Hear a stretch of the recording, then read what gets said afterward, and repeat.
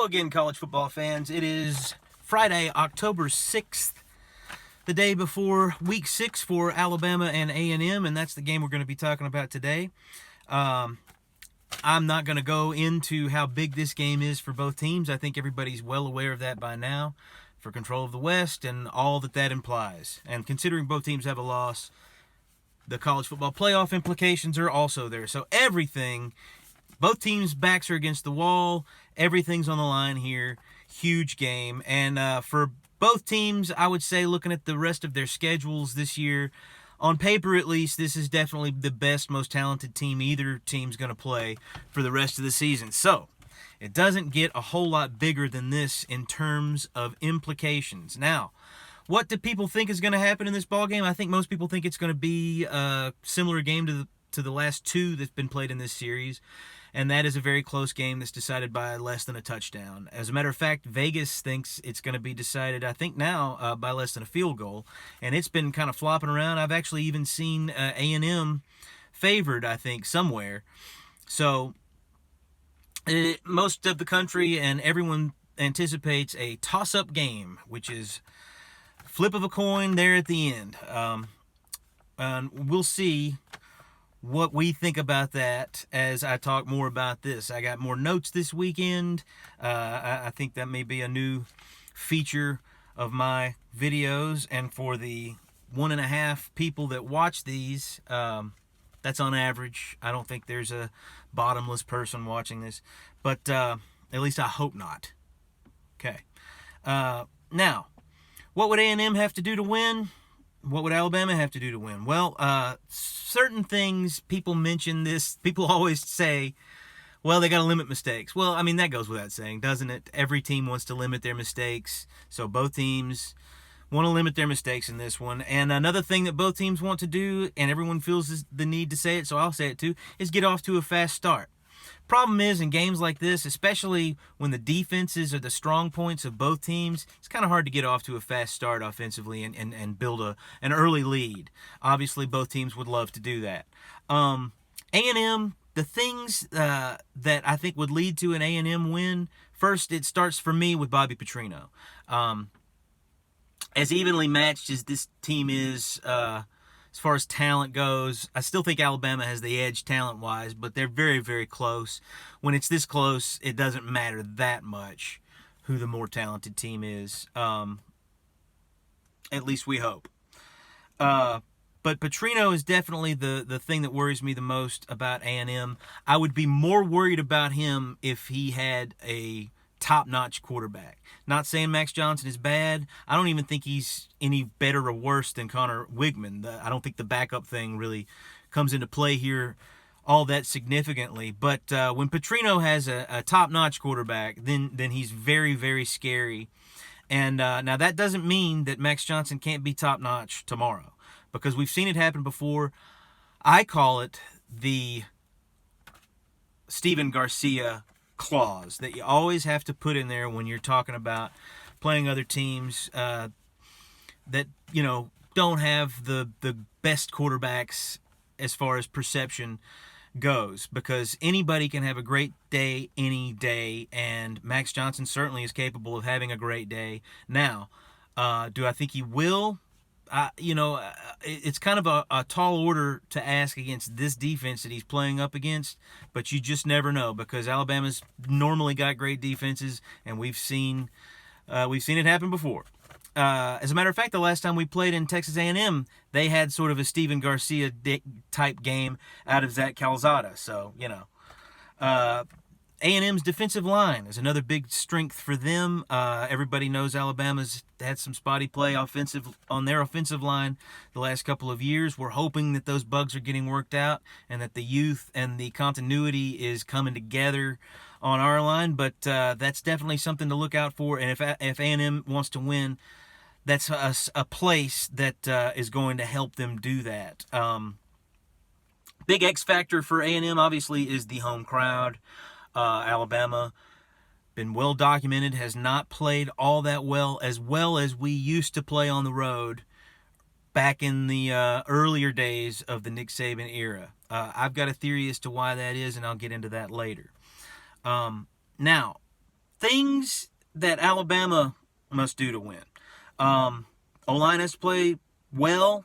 If they give up a whole bunch of sacks, and if they let that great defensive line of A&M squirt through and keep the run really at bay, then we're going to be in trouble.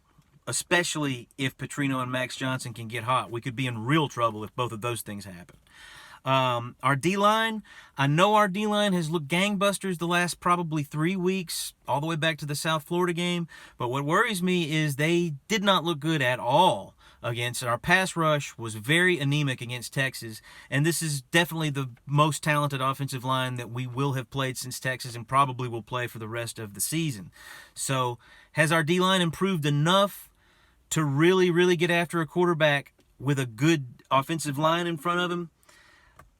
Well, that remains to be seen. We'll have to wait till tomorrow. Milroe obviously is going to have to continue to improve, and his chemistry with the receivers will have to continue to improve in order for him to have a good day, and we definitely need for him to have a good day if we want to get out of College Station with a win. X factors for Alabama, I talked about that in my previous video. I think Alabama is long overdue for a breakout game from an offensive skill player. We talked about good candidates for that would be Jalen Hale at wide receiver and Amari Niblack, even though you might argue he had a breakout game last week against Mississippi State. But other candidates, you can't count out Jermaine Burton, you can't count out Isaiah Bond or Kendrick Law. As far as the running backs go, I don't really expect a breakout game from Roydell or Jace McClellan, although that's not out of the realm of possibility. Either one of those guys, especially Jace, because he's getting the lion's share of the carries, could have sort of a 100-plus yard kind of day, couple of touchdowns. I think it would be difficult to do that against this defense, but, it's not out of the realm of possibility. Those things could really, really go a long way in helping Alabama win, and not only win, but win pretty comfortably. Talent levels, I talked about that a little bit earlier in this ball game. Very close talent levels, but it's been that way for the last couple of years, I would say, ever since Jimbo's recruiting got rolling. And we're not going to get into the things surrounding how he recruits. None of that really matters to me, to be honest. All that matters to me is Texas A&M is definitely in the conversation as one of the top 3 most talented teams in the SEC, along with Georgia and Alabama. So, I don't think that there has been a closure of the gap between the talent between Alabama and Texas A&M. A lot of people have suggested that, I've heard going into this game, that Texas A&M's talent is better. I just think they're playing better this year than they have the last couple of years. I don't think they're they're any closer to us than they were last year. They're close enough already. But Alabama has also improved. I think a lot of people in the media especially are having a hard time wrapping their head around that, because how could a team that's lost Will Anderson and Bryce Young have improved? Well, we see it all over the country every year. You lose 1 or 2 of your best players and you get better. That's because there's, 11 guys on the field at a time for you. One guy, although they can make a huge difference, it doesn't make that huge of a difference. All right. But the thing that worries me about the talent levels, obviously, is that A&M is the most talented team we've played since Texas, and Texas beat us at home. So I don't think that they're ahead of Alabama yet. I might have a different opinion after tomorrow afternoon, but that remains to be seen. Both teams have improved as the year has gone on. The short recent history of this game has shown that both teams are pretty close in talent level. Now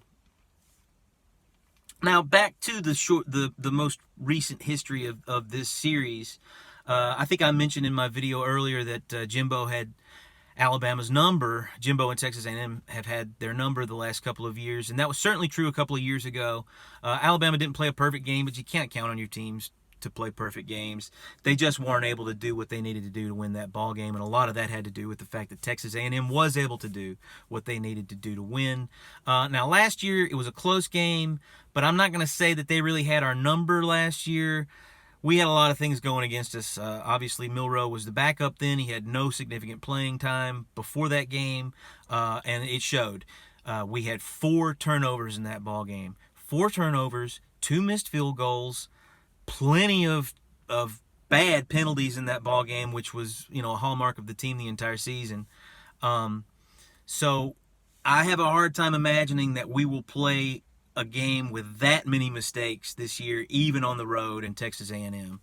I'm hoping the fact that we've gone back to more of an old-fashioned, we're relying on our defense, we're relying on our running game more, certainly more so than we have the last about 5 seasons, that style of play tends to lend itself to going on the road better. I mean, you've always, any big college football fan has heard the old adage, defense travels well.